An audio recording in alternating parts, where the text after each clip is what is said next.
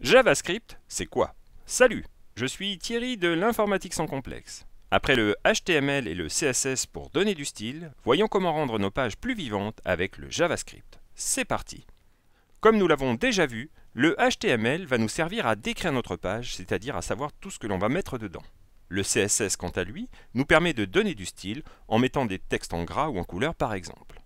Maintenant, nous voulons rendre dynamiques nos pages, c'est-à-dire que nous voulons modifier la page suivant des événements de l'utilisateur. Le JavaScript, c'est un langage de programmation qui va nous y aider. Avec, on pourra faire des cartes interactives, animer des parties de la page ou encore recharger périodiquement des données. Dans cette vidéo, nous allons voir comment fonctionne le JavaScript.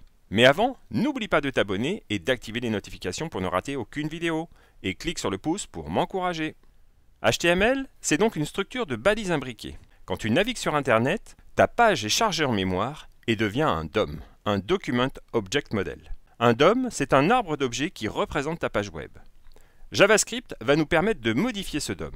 Il va permettre d'ajouter ou de retirer des éléments de l'arbre, ou encore de modifier le contenu de certains éléments. Cela va dynamiser tes pages et rendre ton site plus vivant et interactif. Une page web peut donc contenir un script JavaScript. Le script est chargé en même temps que la page. On le trouvera soit entre des balises script, à l'intérieur de la page HTML, soit dans un fichier séparé, en général un fichier .js, que l'on charge avec SRC. L'exécution du code dans le navigateur se fera soit au chargement, soit périodiquement, soit sur action de l'utilisateur, quand il appuiera sur un bouton par exemple. Ici, on voit que quand l'utilisateur appuie sur un bouton, un texte s'affiche. Souvent, il est nécessaire de dialoguer avec un serveur. Une méthode souvent utilisée est AJAX pour Asynchronous JavaScript and XML. Cela va nous permettre de changer du contenu dynamiquement sans recharger la totalité de la page. C'est asynchrone car cela ne va pas bloquer notre utilisateur pendant qu'on attend la réponse du serveur. En effet, avec une méthode classique, ton navigateur va faire une requête et attendre la réponse qui contient toute la page. Ton navigateur va alors charger cette page et l'afficher. Avec AJAX, ton navigateur va faire une requête au serveur et va recevoir uniquement des données. Et c'est lui qui, via du JavaScript, va modifier ta page. Cela va rendre l'expérience utilisateur bien meilleure en donnant une impression d'immersion comme dans un programme. Pour modifier une page HTML avec du JavaScript, tout va partir de l'élément document, la racine du DOM. On va déclarer notre fonction avec le mot-clé fonction et le code se trouvera entre accolades.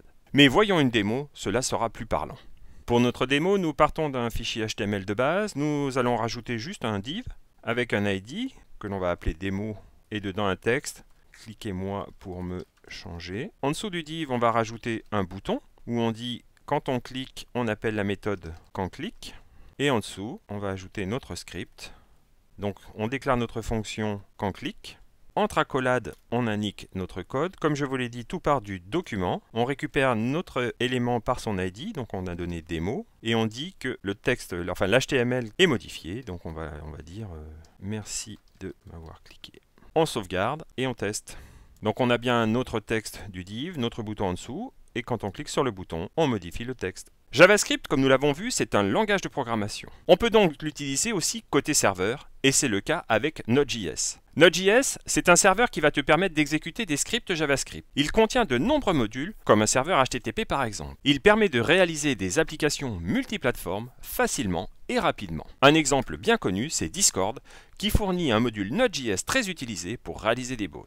Voilà, tu en sais un peu plus sur le JavaScript. N'hésite pas à partager et à poser tes questions dans les commentaires. À très vite pour une nouvelle vidéo sur une question informatique en moins de 3 minutes.